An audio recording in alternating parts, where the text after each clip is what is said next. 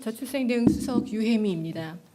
이제 저출생 대응 수석실이 신설된 지 3개월이 넘었고 최근 출생 아수 및 혼인 건수 상승 추세가 나타나고 있어 저출생 정책에 대한 국민적 관심이 증가하고 있습니다.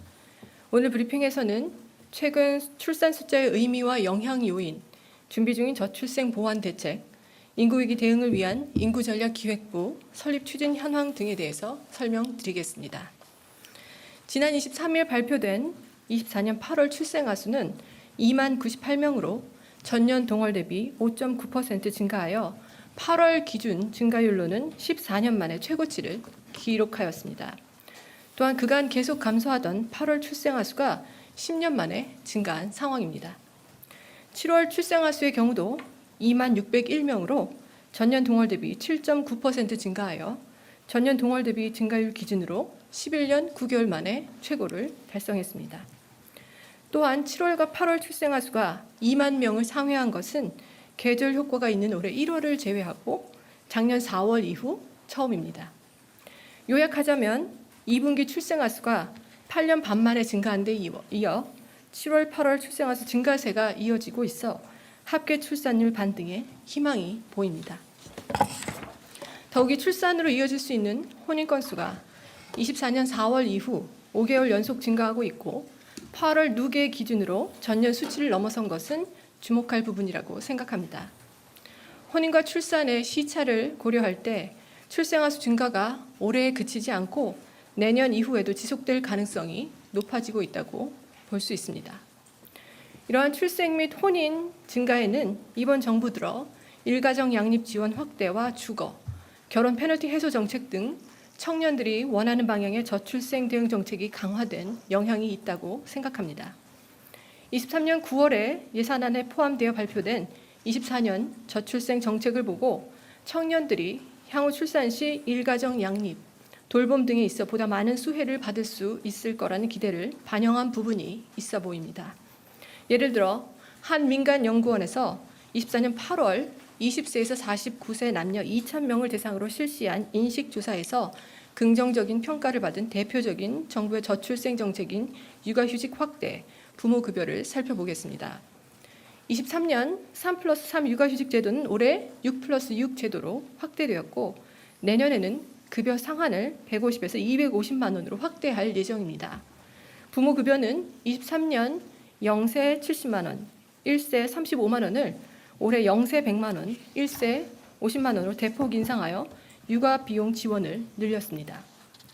주거 분야에서도 23년 9월 발표되고 24년에 시행된 신생아 특별공급과 신생아 특례대출 등에 대한 수요가 상당한 것으로 알고 있고 내년에는 공급 물량과 소득 기준 등에서 결혼 페널티를 해소하는 부분이 강화될 예정입니다.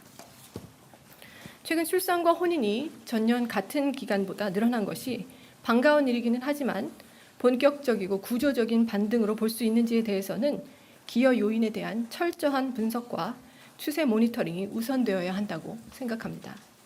지금의 긍정적인 모멘텀을 살려 장기적이고 구조적인 출산율 상승으로 이어나가기 위해 정책적 노력을 일관성 있게 추진하고 지속적으로 보완해 나가겠습니다.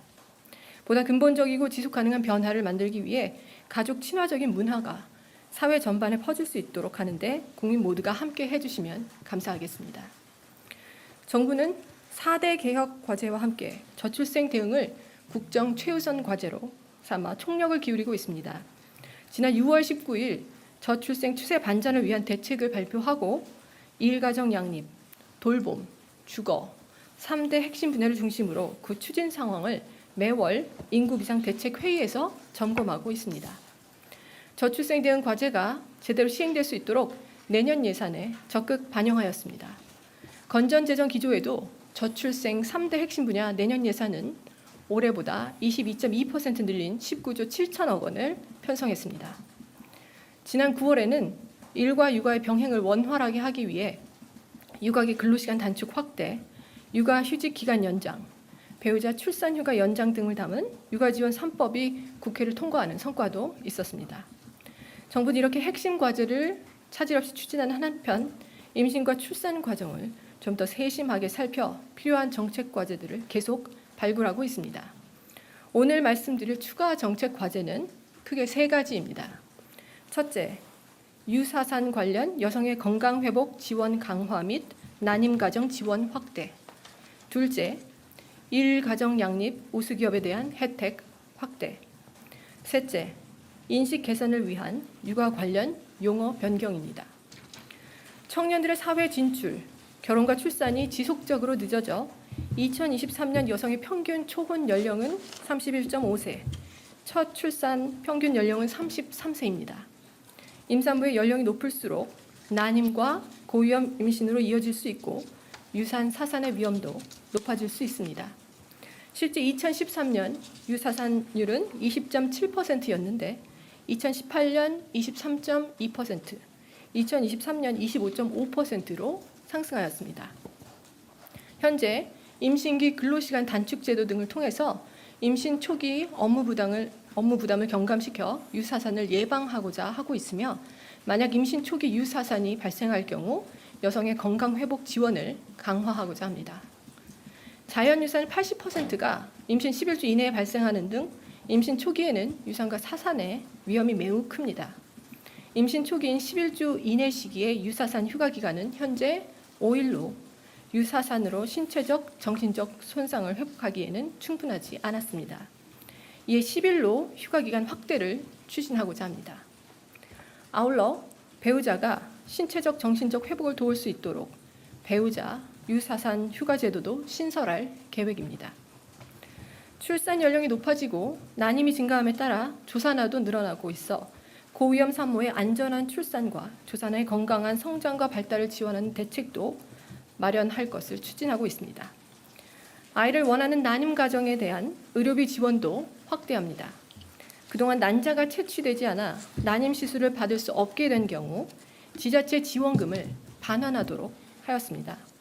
이 조치로 인해 난임 부부들은 의료비 부담과 함께 더 큰 상실감을 느껴야 했습니다. 난임 부부의 부담을 경감하기 위해 난임 시술 중 본인이 원하지 않았으나 시술이 중단되는 경우에도 지자체가 의료비를 지원하도록 관련 지침을 개정할 예정입니다. 저출생 문제를 해결하기 위해서는 무엇보다 청년들이 열심히 일하며 행복하게 육아를 병행할 수 있도록 기업이 일터의 문화를 바꿔나가는 것이 최우선 과제라고 할 수 있습니다. 이에 정부는 9월 25일 일가정 양립 우수기업 성과 공유회로 인구 비상 대책 회의를 개최한 바 있습니다.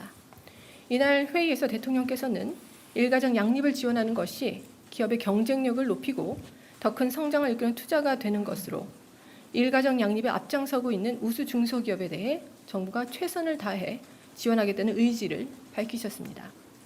이와 관련하여 일생활 균형 우수기업 또는 가족 친화 인증 기업에 해당하는 중소기업이 국세 정기 세무조사 대상으로 선정될 경우 내년 1월부터 조사 유예를 신청할 수 있게 됩니다.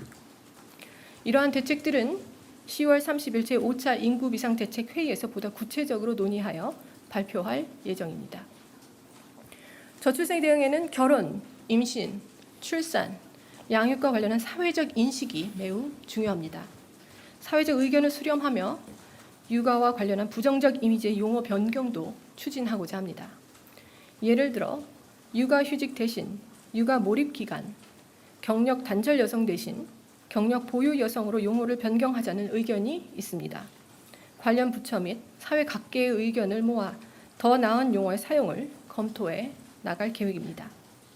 정부는 저출산고령사회위원회와 보건복지부 중심으로 아이를 양육하는 행복과 기쁨을 알리는 캠페인을 진행하고 있으며 우리 사회가 임신, 출산, 양육에 대해 긍정적으로 변화될 수 있도록 지속적으로 노력하겠습니다.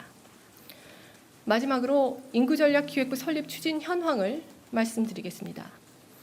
인구정책을 종합조정할 컨트롤타워인 인구전략기획부 설립을 위해 지난 7월 11일 법안을 국회에 제출하였고 범부처 합동으로 인구전략기획부 설립 추진단을 국무조정실에 9월 24일 발족시켜 조직, 인사, 예산 등 관련 제반 사항을 준비하고 있습니다. 인구전략기획부가 출범하게 되면 인구부의 비전과 중장기 인구 전략을 수립하는 일이 중요하며 이를 위해서 국책연구기관과 정부가 합동으로 인구 전략 로드맵을 작업하여 내년 인구부 출범과 동시에 발표할 수 있도록 준비하고 있습니다. 또한 저출생 대응 사업에 대한 심층 평가를 통해 효과성과 정책 체감도 중심으로 사업을 재편하고 기존 사업은 출산과 양육 등 경제사회의 지속 가능성에 대한 기여를 고려하여 사업 대상, 선정 기준, 수혜 수준 등을 재설계해 나가겠습니다. 이런 부분을 반영한 인구정책 평가 체계를 구축하여 인구전략기획부의 예산 사전 심의 시 반영하도록 준비해 나가겠습니다. 인구전략기획부 신설에 대한 공감대가 형성되어 있는 만큼 정기국회 내에 관련 법안이 통과될 수 있도록 국회에서 협조해 주시기 바랍니다. 정부는 인구전략기획부가 출범 후 제 기능을 바로 수행할 수 있도록 철저히 준비하겠습니다. 감사합니다.